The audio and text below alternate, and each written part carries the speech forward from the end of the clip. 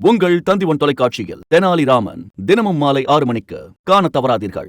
சென்னை மெரினா கடற்கரையில் நடைபெற்று வரும் உணவு திருவிழா விடுமுறை நாளான ஞாயிற்றுக்கிழமை களை கட்டியது. அதே சமயம் மாட்டு இறைச்சி உணவு புறக்கணிக்கப்பட்டதாக எழுந்த குற்றச்சாட்டுக்கு அரசு தரப்பு மறுப்பு தெரிவித்திருக்கிறது. சென்னை மெரினா கடற்கரையில் தமிழ்நாடு நகர்ப்புற வாழ்வாதார இயக்கம் சார்பில் கடந்த 20ஆம் தேதி முதல் உணவு திருவிழா நடைபெற்று வருகிறது. 35 அரங்குகளில் மக்களின் நாவிற்கு விருந்தளிக்கும் வகையில் நூற்றுக்கணக்கான உணவு வகைகள் இடம்பெற்றுள்ளன. ஞாயிற்றுக்கிழமை விடுமுறை தினம் என்பதால் ஏராளமான மக்கள் உணவு திருவிழாவிற்கு படையெடுத்தனர். சிக்கன், மட்டன் உள்ளிட்ட அசைவ உணவுகளை அவர்கள் வெளுத்து கட்டினர்.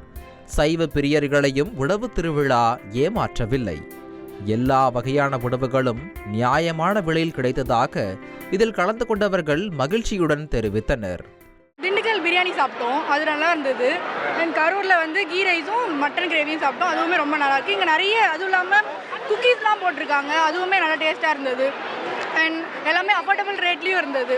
ஸோ ஐ திங்க் இது ரொம்ப நல்ல ஒரு இனாகிரேஷன், நல்லாவே இருக்குது பார்க்கறதுக்கு எல்லாமே. ஒவ்வொரு ஊரின் பாரம்பரிய கைமணத்தில் சமைக்கப்பட்ட எல்லா உணவு வகைகளும் ஒரே இடத்தில் கிடைத்ததாகவும், அதிக கூட்டம் இருந்தாலும் முறையான ஏற்பாட்டின் காரணமாக நெரிசல் இல்லை என்றும் தெரிவித்தனர். எல்லாமே ஒரே இடத்துல கிடைக்கிறது ரொம்ப ஒரு பெருமையாக நினைக்கிறேன் நான். அதுவும் இல்லாமல் இங்கே க்ரௌட் இருக்குது, ஆனால் அவ்வளோ ஒன்றும் நெரிசலாலாம் இல்லை, எல்லாமே ப்ராப்பராக பண்ணியிருக்காங்க அவங்க. முன்னதாக சென்னை உணவு திருவிழாவில் மாட்டிறைச்சி புறக்கணிக்கப்பட்டதாக இயக்குனர் பா. ரஞ்சித்தின் நீலம் பண்பாட்டு மையம் எக்ஸ் பக்கத்தில் கண்டனம் தெரிவித்திருந்தது.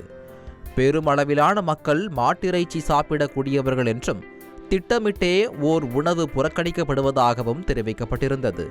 இந்த குற்றச்சாட்டை மறுத்துள்ள தமிழ்நாடு நகர்ப்புற வாழ்வாதார இயக்கம், உணவு திருவிழாவில் மாட்டிறைச்சி புறக்கணிக்கப்படவில்லை என்றும் 17வது அரங்கில் பீஃப் வகை உணவுகள் விற்பனை செய்யப்படுவதாகவும் விளக்கம் அளித்துள்ளது. இங்கே பக்கோடா இருந்தது, அண்ட் பீஃப்லேயும் பக்கோடா கீமா இருந்தது, மட்டன் கீமா இருந்தது, அண்ட் கிரேவி கீ ரைஸ் இருந்தது, அண்ட் நிறைய டிஃப்ரெண்ட் எல்லா வெரைட்டியுமே இங்கே மோஸ்ட்லி கிடச்சிது நான்வெஜ்ஜில். ஆனால் முதல் 2 நாட்களில் பீஃப் தயார் செய்யப்படவில்லை என்றும் 3வது நாளில்தான் பீஃப் தயாரிக்கப்பட்டதாகவும் நீலம் பண்பாட்டு மையத்தினர் தெரிவித்தனர். தமிழ்நாட்டில் உணவு திருவிழான்னு எங்கே நடந்தாலும் அங்கே பீஃப் கட்டாயமாக இருக்கணுன்றது தான் எங்களுடைய கோரிக்கை. 2 நாளாக பார்த்துருக்கும் போது 2 நாளாக கண்டிப்பாக பீஃப் இல்லை.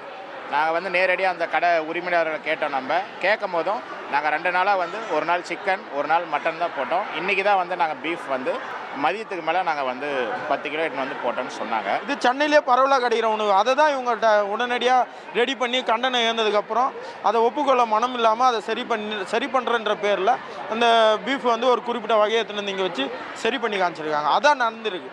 ஞாயிற்றுக்கிழமை ஒரு நாளில் மட்டும் 79,000 பேர் உணவு திருவிழாவில் பங்கேற்றதாகவும், ஒரே நாளில் 39,80,000 ரூபாய்க்கு உணவு விற்பனை செய்யப்பட்டுள்ளதாகவும் தமிழ்நாடு நகர்ப்புற வாழ்வாதார இயக்கம் சார்பில் தெரிவிக்கப்பட்டுள்ளது.